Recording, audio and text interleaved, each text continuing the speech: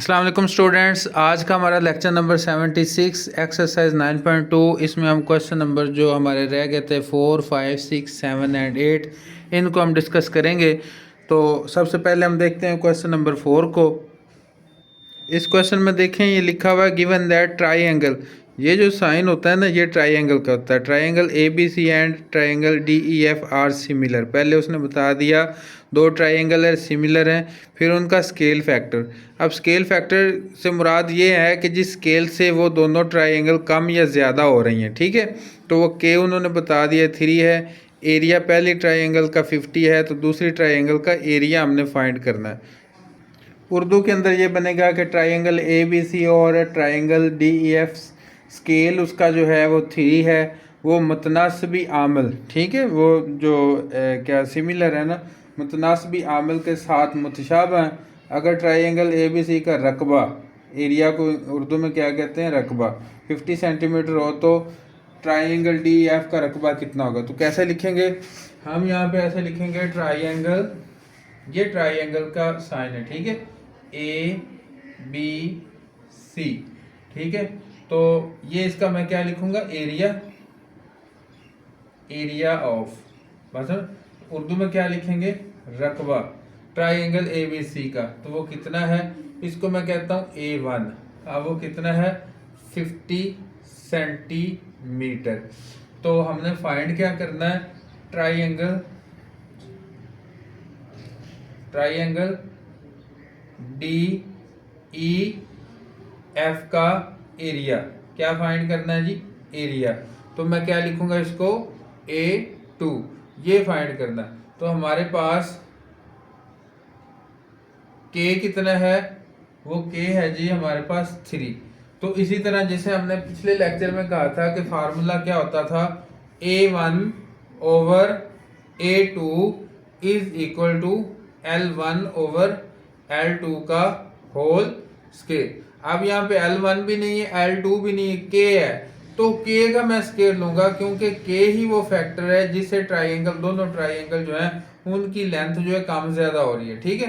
तो K का मैं क्या लिखूंगा, स्केयर।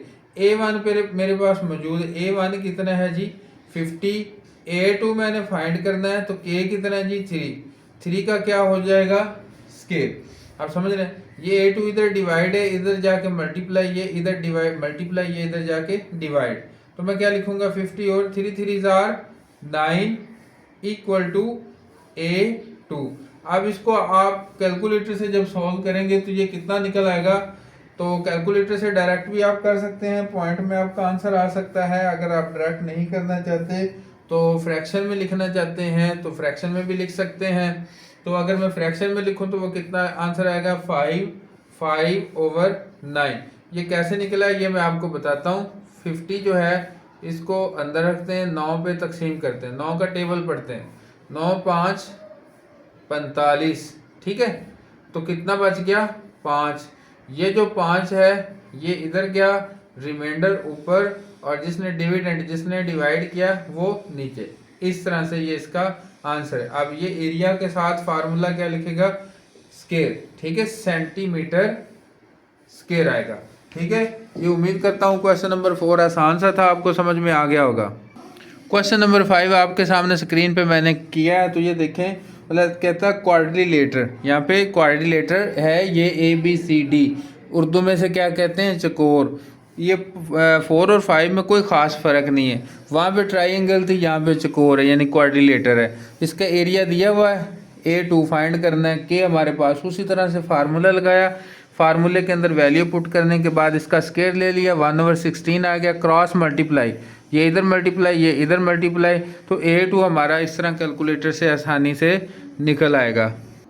क्वेश्चन नंबर 6 देखें, वो कहता है the area of 2 similar triangle are 16 and 25, what is the ratio of the pair of corresponding side. Urdu में इसका बनेगा कि दो मुतशाबह जो मुसलसे हैं उनका रकबा, फर्स्ट का दिया हुआ A1 16 है, सेकंड का 25 है, और उनकी जो साइड हैं, उनकी जो लेंथ है, उनकी जो रेशो है वो हमने फाइंड करनी। तो हमारे पास फार्मूला क्या होता है, फार्मूला हमारे पास होता है, यहाँ पे देख लें, मैं जल्दी से इसको सॉल्व करता हूँ। A1 over A2 is equal to L1 over L2 का होल स्केयर। अब यहाँ पे A1 कितना है मेरे पास 16, A2 कितना है 25। मैंने फाइंड क्या करना है L1 ओवर L2 का होल स्केयर। ये स्केयर मैंने ख़त्म करना है। जब मैं स्केयर ख़त्म करूँगा तो मैं क्या लिखूँगा, टेकिंग स्केयर रूट, ये अलामत लिखूँगा ऑन बोथ साइड। उर्दू में क्या लिखूँगा, दोनों तरफ जज़र लेने से। ठीक है, अब ये इसका स्क्वायर रूट में लेता हूँ, तो ये 16 ओवर 25 इसके ऊपर स्क्वायर रूट डाला, L1 ओवर L2 इसके ऊपर स्क्वायर लगा हुआ है, साथ इसके मैंने स्क्वायर रूट डाला। अब ये आपको पता है 16 का स्क्वायर रूट कितना होता है 4, क्योंकि आपको पता है ये होता है जी 4 multiply by 4 over 5 multiply by 5। फिर ये मैं 4 मल्टीप्लाई बाई 4 है तो मैं इसको क्या करूँगा स्केयर। इस तरह 5 मल्टीप्लाई 5 है तो इसका क्या करूँगा स्केयर। ये ऐसे हो जाएगा और ये फिर जाएगा कट, ये भी इसको काट देगा, तो बाकी क्या रह जाएगा, मैं इसको इधर ही में लिख देता हूँ।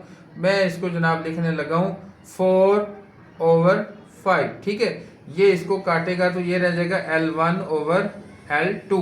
अब ये इसको रेशो में लिखूंगा, ये लिखूंगा 4:5 is equal to L1 ratio L2। ये हमारी रेशो निकल आई। ठीक है, तो ये बहुत ही आसान क्वेश्चन था, इस तरह के हमने पहले भी क्वेश्चन किए हुए हैं। क्वेश्चन नंबर 7 देखें, the area of two similar triangle are 144 and 81।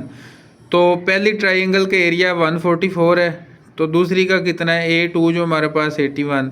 If the base of the large triangle, जो पहले वाली बड़ी ज़ाहिरी बात है, उसका L1 हम लेंगे, वो 30 हो गया। तो दूसरी का वो कहता है कि फाइंड करो। ठीक है, आपके सामने मैंने A1 लिख दिया, A2 लिख दिया, L1 लिख दिया। अब L2 के आगे मैंने क्या डाल दिया जी, क्वेश्चन मार्क डाल दिया। ये मैंने फाइंड करना है। मैं यहाँ पे लिखूंगा फार्मूला। अब फार्मूला बहुत आसान है, A1 over A2 is equal to L1 over L2 का होल स्केयर। अब मैं वैल्यू पुट करने जा रहा हूँ 144 over 81 is equal to L1 कितना था, L1 था जी 30 ओवर L2, इसका मैं क्या करूँगा होल स्केयर ले लूँगा। अब यहाँ पे मैं क्या करूँगा, अब यहाँ पे देखें जी, मैं इसका जो स्केयर है, ये स्केयर इसका मैं ले लूँगा। ठीक है, क्योंकि 30 का, अब अगर मैं इसका टेकिंग स्केयर रूट ऑन, चलो मैं ऐसे करता हूँ, आसान कर देता हूँ। ठीक है, आसान करने लगा हूँ। मैं यहाँ पे लिखूँगा टेकिंग, मैं दूसरी तरफ इसका स्केयर लेने लगा था नहीं, लेकिन मैं आसान करता हूँ, taking square root on both a side. तो अभी मैं उर्दू में क्या लिखूँगा, दोनों तरफ जज़र लेने से। अब 144 ओवर 81 ये इसका जज़र ले लिया, 30 ओवर L2 इसका भी मैंने क्या ले लिया जी जज़र। ठीक है, अब ये तो इसे काटेगा। अब 144 किसके इक्वल होता है 12 के, 81 किसके इक्वल होता है 9 के, तो ये हो गया 30 ओवर L2। क्रॉस मल्टीप्लाई करो ज़रा, तो ये हो गया L2 multiply by 12 is equal to 30 multiply by 9। अब मैं करता हूँ L2 किसके इक्वल हो गया 30 मल्टीप्लाई बाई 9 ओवर 12। काट दो जी आसानी से, 3 के टेबल पर 3 4 12, 3 3 9।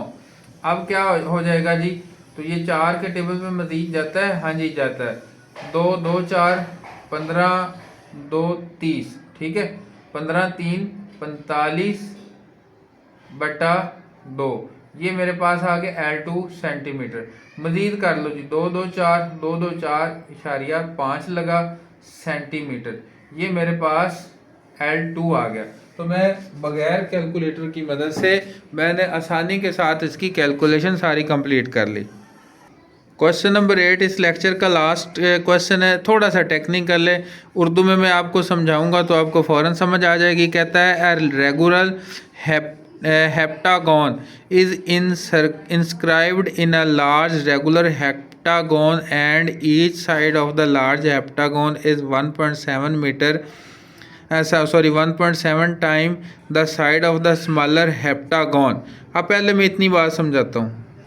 हेप्टागॉन कहते हैं 7 साइडों वाली एक शक्ल को।